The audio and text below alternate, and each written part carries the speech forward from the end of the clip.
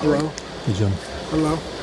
Jim, how would you contextualize how far along you are right now in install compared to where you might want to be? I'd say we've gotten to a good solid,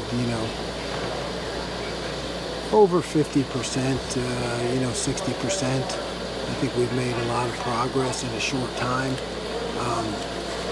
Blending new concepts with some of the old concepts that they did.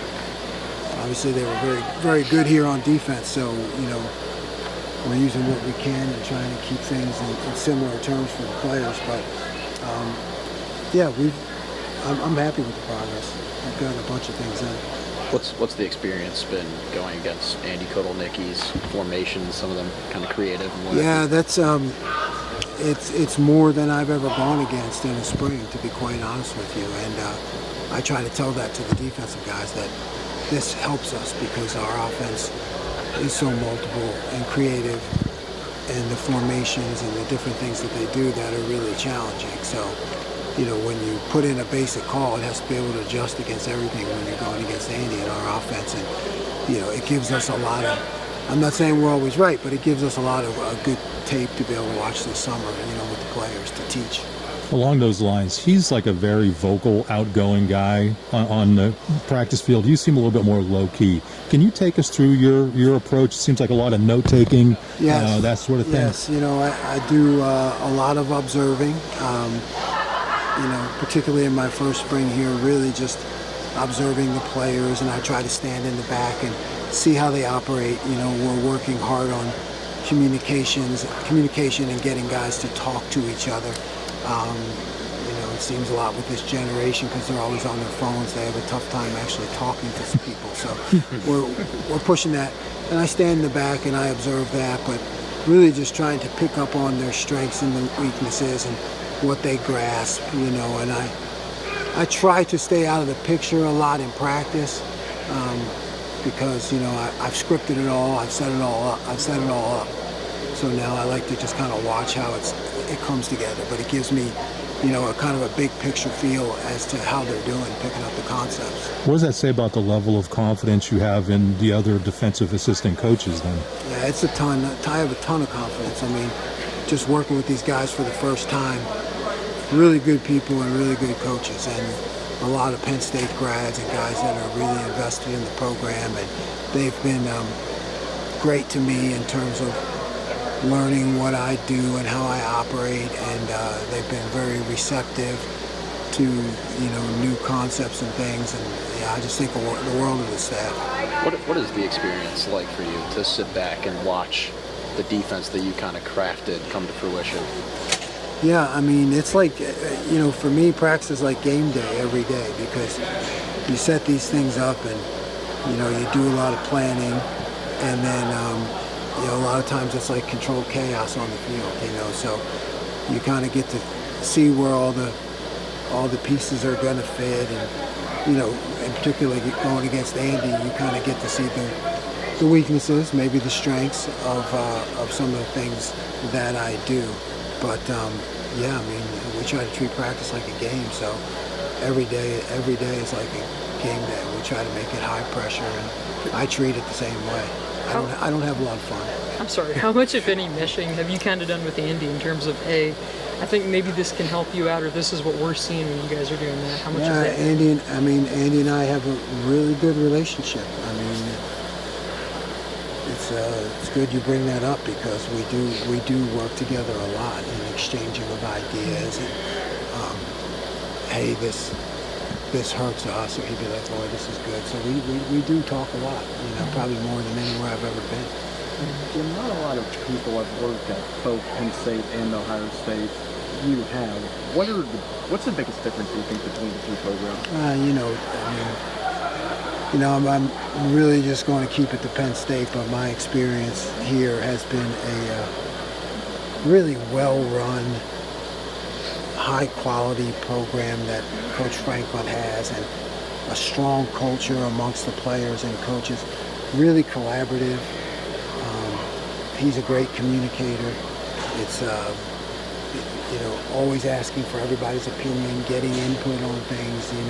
He wants to know what you're thinking. So I've been very impressed with how the structure of the program and the culture of it. You've seen what it takes to craft a national championship program. Would you say that this team has that it factor? Yes. Next question.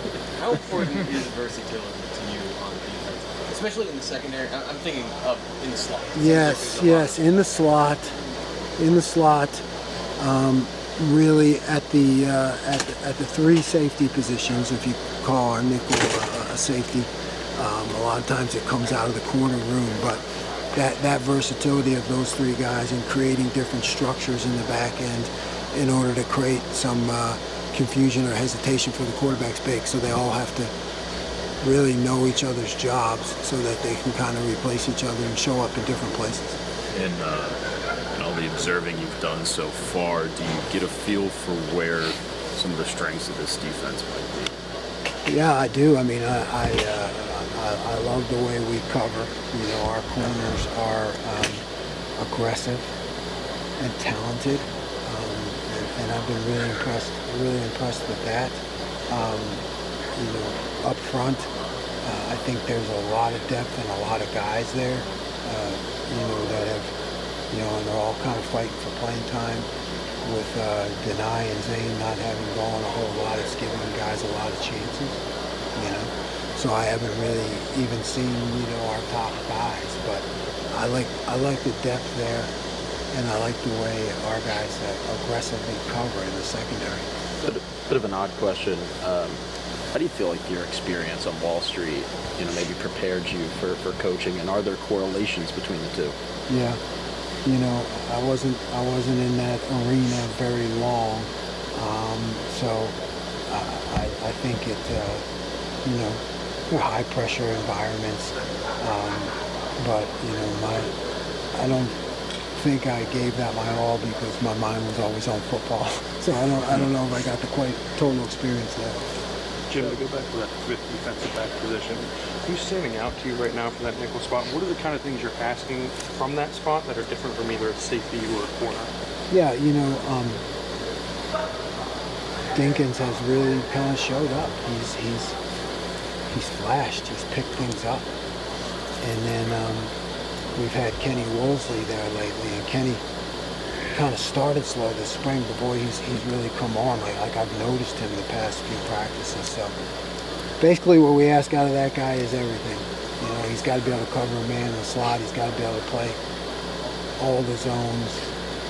You know, from the flat to the curl to the half to the third to blitz. You know, and also play the middle of the field. So it's really got to be a versatile guy. You have a lot of that spot is more mental than physical compared to other positions because of what you asked them to do? Yeah, there's a lot of physical requirements, but you're right, I feel there is a bigger mental requirement, you know, and you really need somebody who's going to buy into it. You know, a lot of guys have just been cover guys, and then they get in there and they start to get a taste for all the different things, and they like it, and they also start to realize that their future, you know, is bright because they can do other things, you know. How are those things playing out at linebacker with Rojas out? Obviously, some young kids are getting an opportunity. And on top of that, what have you seen from Dan Connor as the coach of that position? A lot of great players don't become really good coaches, but he's somehow... Dan is awesome. He's detailed. He is, you know, a reserved guy, but he has tremendous respect for the players because of his success and his commitment here to Penn State. And I feel like he gives them a lot of inside tips that most of us couldn't because he played the position and did it at a high level in the NFL. So I think he brings that. You know, he's young enough to relate to the players. He's extremely smart, and he has some like insider information on what to do, you know, for the players. Are there guys standing out there for you at all? I think Specca has really done well. You know, Specca has really moved in to an advanced role early, and he has shown to be a very instinctual and smart player. Keon Wiley has flashed to me lately. He kind of flashes, you know, that's what I call flashing. Guys kind of come across my screen, you know, kind of make a play, so he's done that lately too. You know, Dom is very steady. I mean, he's the stalwart of the defense. We have... Go ahead, Max. Go ahead, Max. We have seen Zion Tracy a whole lot, but last year he was a guy who started to flash in that nickel spot. Do you anticipate deploying him there, or do you think you can see him on the outside, or do you still need to see Yeah, him? I mean, I haven't seen it, but I know last year, you know, he had that experience, so, you know, that's where I want to see him come in and do it. I think I'm pretty secure that he can move back out. I mean, those guys can always move back out, you know, but I like to see if a guy's got a talent or a nature for that, I like to see what they can do at the nickel position. In between getting the job and the start of spring practice, what did you see from Max Granville? And now that you've seen him on the field a little bit, what's your impressions been? You know, I saw a really hard-working guy for a young guy, you know, a mature guy. And then what I've seen on the field is just like he goes a mile.